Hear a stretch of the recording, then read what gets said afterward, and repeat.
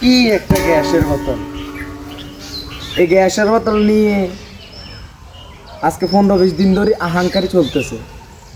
গ্যাসের বোতল নাকি দেশে সংকট, কি কারণে সেটা আমরা জানি না। কোনো কোনো দোকানে 1600 টাকা, কোনো কোনো দোকানে 1800 টাকা, আবার কালকে আরেক জায়গায় শুনলাম 2000 টাকা। তাহলে কিভাবে হবে? তারা বড় বড় দোকানদাররা স্টক থেকে গ্যাসের বোতলগুলো ছাড়তেছে না। যারা মধ্যবিত্তের পরিবার তারা কিভাবে গ্যাসের বোতল ইউজ করবে? এটা তো কোনোভাবে মাথায় ধরতেছে না।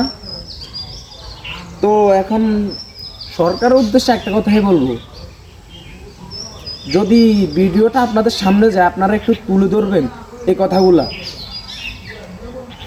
তো আল্লাহ হাফেজ।